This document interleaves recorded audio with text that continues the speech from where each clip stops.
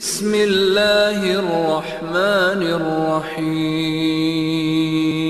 محرم کا مقدس مہینہ ہے، اس کو نسبت کربلا کے میدان کی طرف ہے، اور بالخصوص سید الشہداء امام حسین رضی اللہ تعالیٰ عنہ کی طرف۔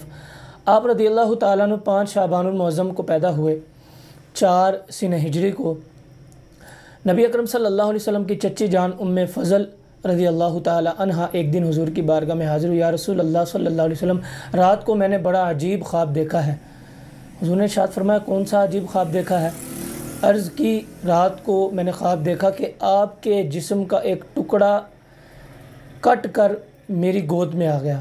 حضور مسکرائے، ارشاد فرمایا، یہ کون سا عجیب خواب ہے؟ یہ تو اچھا خواب ہے۔ اللہ پاک میری بیٹی فاطمہ الزہرا رضی اللہ تعالیٰ عنہا کو ایک بیٹا عطا فرمائے گا، چونکہ امام حسن ابھی 11 ماہ کے ہیں، اور وہ بیٹا تیری گود میں پرورش پائے گا۔ پھر اسی طرح ہوا، اور آپ رضی اللہ تعالیٰ عنہ کی شان یہ ہے، پوری دنیا کے اندر 2 لڑکے ایسے پیدا ہوئے جن کی مدت حمل 6 ماہ تھی، جن میں حضرت یحییٰ علیہ السلام اور امام حسین۔ اس کے علاوہ 6 ماہ کا جو بھی بچہ پیدا ہوتا ہے دنیا میں، وہ دنیا سے چلا جاتا ہے، لیکن یہ 2 ایسے تھے، اللہ پاک نے 6 ماہ کے حمل میں ان کو پیدا کیا اور یہ زندہ بھی رہے۔ امام حسین رضی اللہ تعالیٰ عنہ 6 ماہ کے حمل کے بعد پیدا ہوئے تھے۔